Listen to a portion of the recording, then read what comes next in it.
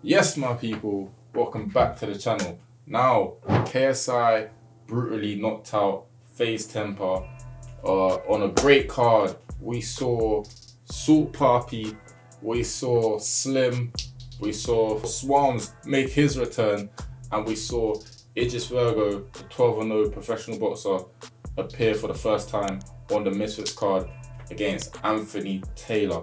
And let's start right there. Anthony Taylor versus Idris Virgo. You know, Anthony, he's been on all the influencer cards recently. He's a very loud character. We've seen him call out the GOAT of our sport, Floyd Money Mayweather, and that fight is looking like it's never going to happen now. But regardless of that, into the fight of Idris versus Anthony, Anthony looked very tired by round 3. He went down in round 3. And one of Anthony's biggest downfalls is he always looks down. And when he looks down, he swings. This is very dangerous. If you look down, you're going to end up on the ground. Do you know what I mean? Your eyes must always be focused on your opponent. So I feel like this is one of the biggest downfalls in Anthony Taylor's game.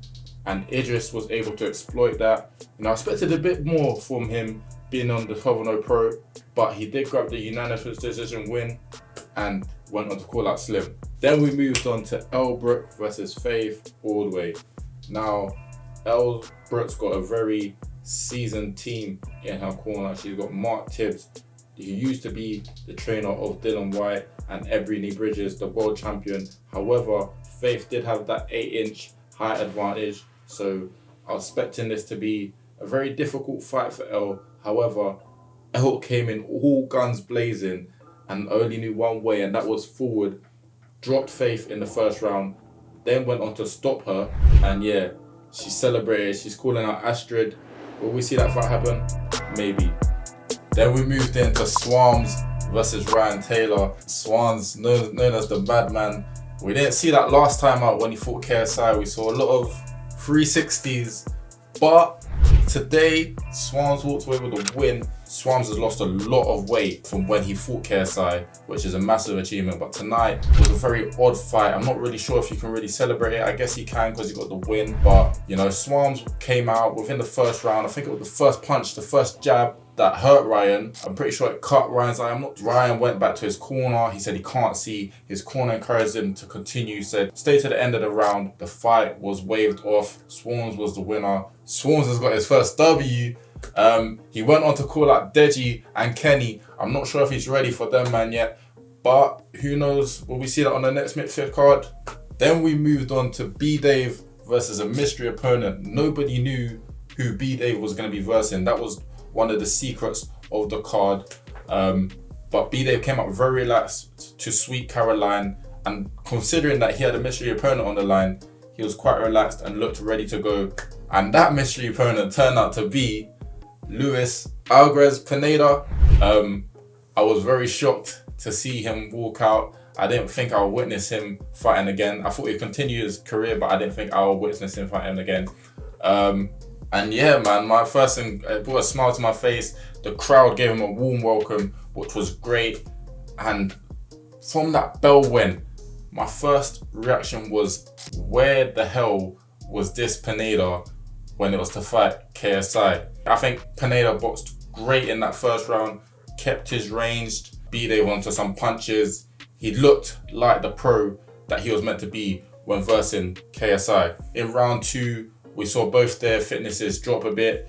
They both started to fade towards the end of round 2 and round 3. But it was Pineda that walked away with a win, and he got a massive applause from the crowd at the end of the fight, like he was a national hero, and it was a great thing to see, man. It was great to see Pineda back. Next up was Salt Papi versus Josh Bruckner. Now, Salt Papi came out very relaxed, whereas Josh looked very stiff in round 1. My honest opinion, I feel like this was one of the best boxing matches on the card tonight. For a boxing match, they both look like good boxers. However, Salt Papi looked a bit more relaxed and was teeing him up with the lead hand to land that big backhand, which he did in round 2. He landed it flush, put Josh to the canvas. Josh was waved off, and Salt Papi went on to call out Jake Paul, man. And to be honest, that's a fight that I would like to see. I personally feel that Salt Puppy would beat Jake, and I feel like Salt Puppy is one of the best influencer boxers out there. But who knows? We're gonna have to wait and see. Then we moved on to Slim versus Tom Zanetti. Now Slim is one of the main people, I would say, in the YouTube boxing scene at the moment. And he started well, round one, boxers at range. But I saw a lot of downfalls in his game. Obviously, he's learning the craft. He's not a professional boxer. And even if you are a professional boxer, you're always learning.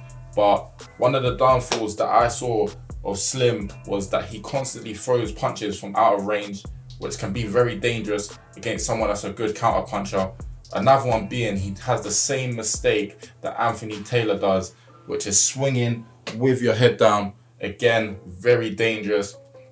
However, regardless of all of this, Slim walked away with the unanimous decision win. I feel like Tom just didn't have the fast enough feet to get hold of Slim, but someone with faster feet, maybe like perhaps KSI, it would be a problem. So I feel like Slim still got a few areas to improve on, but I can see why he is one of the most feared in the YouTube boxing scene. Then we moved on to the final fight of the night that ended in a brutal KO of KSI knocking out Faze Temper. KSI came out very confident as always. I think that kit looked cold, pink and white, you know, I might have to tear that one. But yeah, this fight pretty much ended straight away, all because Temper still has the same problem. What Temper's issue is, when he throws, or even when he's not throwing, his chin is up in the air, and that is how this fight ended, with KSI landing the left hook, right hand, and within the first minute, the fight was done. Temper needs to resolve this issue, as this is one of the first things you were taught in boxing, you know, chin down, hands high, one of the basic lessons in boxing. However, again, like I said earlier, even the pros are still always learning in the gym. You know, being an influencer boxer, you've only been in it for a short period of time. You're always learning, you're always going to progress, and I'm sure he'll get there. But the question is, who does KSI fight next? We saw him call out Joe Fournier, we saw them square up, we saw him call out Tyron Woodley, and we saw him, you know, mention Jake. Will it be Jake next? We saw Jake square up with Andrew Tate. I've told you why that hasn't happened. Check out that video where I tell you why. I'll see you guys in a bit.